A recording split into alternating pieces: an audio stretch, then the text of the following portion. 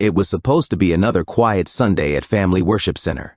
The choir was rehearsing, the band was tuning up, and the early congregation was filling the sanctuary with the familiar hum of faith.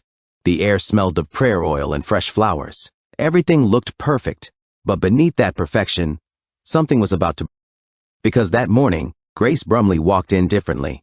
Her usually radiant smile was forced. Her eyes, always so full of warmth and song, looked hollow. She wasn't the same, and everyone could feel it. The whispers had already begun before the first song. People were asking, "Have you heard what happened? Did you see the post? Is it true?" Something had happened within the Brumley family. Something that no one expected, and something that would test Grace's faith, her loyalty, and her strength more than anything else ever had. The scandal no one saw coming. For years, the Brumley family had been the picture of holiness, kind, talented, deeply rooted in the Swaggart ministry legacy. They weren't just worship leaders, they were symbols of stability. Grace, with her angelic voice, had become one of the most loved faces at Family Worship Center. Her brother, on the other hand, was known for his quiet brilliance, a gifted musician, a producer behind the scenes, someone who never sought attention but always delivered excellence. Until one day, everything changed.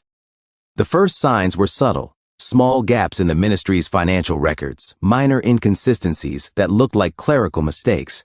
But when those mistakes started adding up, questions were raised. Behind closed doors, an internal team began investigating what they called a sensitive financial concern. And then the truth, it wasn't a small error, it was embezzlement. Tens of thousands of dollars had been quietly moved, hidden under layers of budget reports, all tracing back to one account, her brother. When confronted, he didn't deny it. He didn't even try to hide. Instead, he broke down completely. "I didn't mean for it to go this far," he allegedly said in tears during a private meeting. "I was going to return it, I just needed time." Those who were in the room said the atmosphere was unbearable. No one could believe it. Not from him. Not from the quiet, kind-hearted Brumley who had grown up singing hymns on that very stage. But perhaps the most heartbreaking reaction came from his sister, Grace. The shock that shook Grace's world. When Grace found out, she reportedly collapsed in disbelief. It wasn't just the act that destroyed her. It was the betrayal of everything their family stood for. The Brumleys were built on faith, humility, and honesty. How could her own brother, the one she prayed with, sang with, trusted with her soul, do something like this? Friends close to her say she spent days in isolation, barely eating, constantly crying. She kept saying, "Why? Why would he do this?" said one insider. She loved her brother deeply, but she couldn't understand what would push him that far.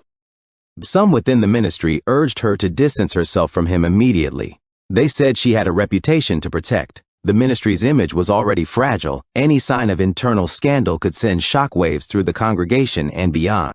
But Grace didn't listen. Instead, she stayed silent. For days, she didn't post online. She didn't show up to rehearsal. She didn't speak publicly. The silence was deafening. Until one day, she did. The post that broke the internet. It was a Wednesday morning when Grace finally broke her silence. She posted a photo on Instagram, a simple image of a wooden cross under stormy skies. Love isn't tested in calm weather. It's tested when the storm hits. That was all she wrote. No names, no explanations, no hashtags. But the timing spoke louder than words. Within minutes, her followers filled the comment. "Grace, are you talking about your brother? This broke my heart. Praying for you. So disappointed you're defending what he did. God bless you for standing with family." The post went viral within hours. Screenshots spread across Facebook groups and ministry forums. People debated what she meant. Was she forgiving him? Was she denying his guilt? Or was she simply refusing to turn her back on her own blood? What followed next would divide the church. The ministry's crisis behind closed doors. At Family Worship Center, chaos quietly erupted. Leadership meetings grew tense. While the congregation only saw smiles and sermons on Sundays, insiders said the atmosphere behind the scenes was warfare. Some leaders believed Grace's post sent the wrong message, that it excused sin and undermined accountability. "We can't preach righteousness while defending wrongdoing," one elder reportedly said. Others disagreed. They believed Grace's public act of compassion was an example of what the gospel truly meant, forgiveness and redemption. "She's not defending sin," another argued. "She's defending her brother as a soul. There's a difference." But not everyone bought that reasoning. Rumors began circulating that Grace might be suspended from certain ministry duties, at least until things cooled down. Her absence from the next Sunday's worship service only fueled speculation. One source claimed there was even a private confrontation between Grace and a senior family member, where emotions exploded. "You don't understand what this looks like," the person allegedly shouted. Grace's reply was simple. "Maybe I care more about his heart than his image." Why she couldn't let go. For Grace, defending her brother wasn't about image or rebellion, it was about love. Since childhood, the two had been inseparable. When their parents were busy, it was Grace's brother who taught her her first chords on the piano. He was her confidant, her protector, the person who'd stood beside her through every trial. So when the world turned against him, she couldn't turn away, even if it meant losing her platform, her respect, and her peace. "She's torn apart," said a close friend. "But she told me one thing: I won't bury my brother while he's still alive." That statement went viral when leaked to the press. Some saw it as bravery, others called it denial. But no one could deny one thing: Grace Brumley had chosen loyalty over convenience, and that choice would change everything. The reaction from the Swaggart family. The Swaggarts, being the ministry's backbone, couldn't stay silent forever. Gabriel and Jill, who had long treated the Brumleys as extended family, found themselves walking a tightrope. According to insiders, Gabriel urged patience and prayer, while Jill wanted clear accountability. "You can't sweep this under the rug," she reportedly said during a private conversation. But deep down, even they understood Grace's pain. "She's showing us what mercy really looks like," Jill later admitted quietly to a friend. "Even when it hurts." Still, the public pressure mounted. Donors began asking questions, emails poured into the church, and one anonymous blog even accused the ministry of covering up internal theft, a claim no one could confirm but everyone wanted to believe. The weight of scandal was now pressing on the entire Swaggart Brumley. Grace faces the cameras. Weeks later, Grace finally returned to the stage. It was a Sunday morning service, the same sanctuary where her brother once played the guitar beside her. As she stepped up to the microphone, the congregation fell into complete silence. She took a deep breath. Her hands trembled slightly, but her eyes were steady. "I know there's been a lot said, a lot assumed, a lot judged," she began. "But I just want to remind everyone of something. Forgiveness isn't weakness, it's strength. And no matter what happens, family doesn't stop being family." Her voice cracked, and for a moment, she stepped back from the mic, fighting tears. The audience didn't move. Some cried silently. Others bowed their heads. She didn't name her brother. She didn't explain the crime. But in those few words, she made her position clear. She wasn't abandoning him. And that declaration, delivered live to thousands watching around the world, sent shockwaves across Christian media. The fallout. By the end of that week, Christian news blogs picked up the story. Headlines read, "Grace Brumley defends her brother amid financial scandal. Is the ministry divided? Forgiveness or favoritism?" Fans questioned Grace's silence. Swaggart ministry under fire for family loyalty. The comments were brutal. Some accused her of hypocrisy. Others hailed her as a living example of Christ-like mercy. Meanwhile, Grace's brother had quietly disappeared from public view. Some said he had left Baton Rouge. Others claimed he was in counseling, trying to rebuild his life.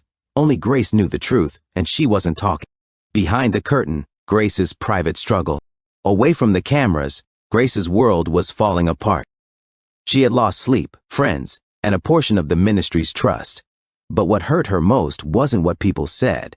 It was what she felt: abandonment. She once confided in a close church member, "It's hard to talk about grace when everyone around you has forgotten what it means." Her days were filled with forced smiles and quiet tears. Every worship set became a battlefield, not against music, but against judgmental eyes watching her every move. Still, she refused to quit. "She told me she's not singing for approval anymore," said a fellow musician. "She's singing for survival." A family divided, a faith tested. As weeks turned into months, the fallout deepened. Some within the church quietly took Grace's side. Others distanced themselves completely. The ministry leaders tried to restore order, but the emotional fractures were too deep to mend quickly. What once was a family bound by faith had now become a battlefield of loyalty and shame. And yet, through it all, Grace kept showing up, singing, praying, loving, forgiving. Even when people whispered behind her back, even when she knew the cameras were waiting for her next move, she stood firm. Because deep down, she believed something most people couldn't understand, that redemption isn't clean and grace isn't easy. The applause that once felt like worship now felt heavy, hollow, more like sympathy than support. Every step she took inside Family Worship Center seemed to echo with judgment. She could feel the eyes, the whispers, the questions that followed her everywhere. Why is she still defending him? Doesn't she care about what he did? Isn't she ashamed? But what the world didn't see, what Grace never revealed on camera, was the storm raging behind her calm faith. Because while the ministry tried to move on, her brother was preparing to tell the truth. The letter that changed everything. It came quietly. No press conference, no live stream, no dramatic statement, just a single letter. One Friday morning, as staff arrived at the Family Worship Center offices, an envelope lay on the front desk. It was addressed simply, "To those I've disappointed, from the one who couldn't carry the weight anymore." Inside was a handwritten confession from Grace's brother. In the letter, he admitted to the financial misconduct, but not out of greed. He claimed it had begun out of desperation. He had fallen behind on personal debts, some linked to medical expenses and private obligations he was too ashamed to reveal. The pressure to live up to the family's perfect image had become unbearable. "When you're raised in the light, you're not supposed to have shadows," he wrote. "But I had them, and I tried to hide them until they swallowed me whole." He took full responsibility and begged the ministry not to protect him anymore. But what struck everyone the most was his final paragraph, addressed directly to his sister. "Grace, you have lived your name. You stood by me when I didn't deserve it. I know I've ruined more than just my reputation. But I want you to know, your love saved my life." When Grace read those words, she reportedly fell to her knees and wept. The private meeting. That letter forced another closed-door meeting at the ministry's headquarters. Present were senior members of the Swaggart family, legal advisors, and the Brumleys themselves. No cameras, no outsiders, just family. It was a meeting filled with tears, apologies, and raw truth. Her brother, broken and humbled, reportedly confessed everything again in person. Grace sat silently, her hands trembling, tears streaming down her face. When it was her turn to speak, she stood and said softly, "He sinned, but so have we all. If we can preach redemption to the world every Sunday, then we can live it right here, right now." Those words hung in the air like holy fire. Some in the room cried, others looked away. One senior figure reportedly said, "She's right. We built an empire on grace, and now it's time to prove we believe in it." By the end of that meeting, the decision was made. Her brother would step away from ministry work indefinitely, seek counseling, and repay every dollar. But he wouldn't be publicly shamed or excommunicated. Grace's quiet strength had shifted the room. Public backlash and private faith. But the outside world didn't see the heart-to-heart. They saw headlines. The leaked news of the confession letter reignited the media storm. Some Christian outlets accused the Swaggart-Brumley circle of favoritism. Others accused them of being too lenient. "Imagine if this were anyone else," one commentator wrote online. "Would they still have their family defending them?" Grace's Instagram filled with hate comments. Some told her she had failed God. Others said she was a true daughter of grace. But through it all, she stayed silent again. Only once did she respond, posting a story with a simple verse. "Let him who is without sin cast the first stone." John 8:7. It was both a rebuke and a prayer, and once again her quiet courage became louder than any sermon. A brother's return to faith. Months passed. While the public conversation began to fade, Grace's brother started rebuilding his life, away from the spotlight. He reportedly sought therapy and spiritual mentorship under a pastor outside Baton Rouge. Grace visited him often, not as a public gesture, but as a sister who refused to give up on him. In one rare private video shared only among close friends, he said softly, "I don't deserve her forgiveness, but I see now that God's love was shining through her when everyone else turned away." That video, though never officially released, spread quietly among those in the ministry, and something began to change, not just for the Brumleys, but for others too. People who once hid their own shame began opening up. Staff members confessed struggles they had buried for years. One musician even admitted, "Grace's story made me believe redemption isn't just a word we preach, it's something we live." Behind the music, a broken heart still singing. By late spring, Grace was back to singing full-time. But something about her performances had changed. Her voice carried more emotion, deeper, rawer. Her songs about mercy and hope hit differently. Listeners said they could feel her pain between every note. During one Sunday service, she sang Amazing Grace, and when she reached the line that saved a wretch like me, she stopped mid-song, her voice breaking. The entire church fell silent. Tears streamed down her face as she whispered, barely audible, I used to sing this for others. Now I'm singing it for my family." People in the audience began weeping. Even those who had judged her months before stood and applauded through tears. Because in that moment, it wasn't about scandal or sides. It was about the one thing that still held them together: forgiveness. Inside the family rift, still, not everything was healed. The Brumley family had suffered fractures. Some relatives felt Grace's public defense brought unnecessary shame. Others said she was the only one who handled it with faith. According to one insider, a close cousin told her bluntly, "You made this family look weak." Grace reportedly responded, "No, I made us look human." Her brother's absence was deeply felt at gatherings. Empty chairs, quiet meals, awkward silences, all reminders of how one mistake had rippled through generations of legacy. But Grace refused to let that silence win. She began organizing small prayer circles in her home, not just for her brother, but for anyone who felt forgotten or condemned by the church. These gatherings became safe havens, attended by worship team members, young musicians, even a few Swaggart staff. They called it the Circle of Grace, and word spread quickly. The turning point, when Gabriel spoke.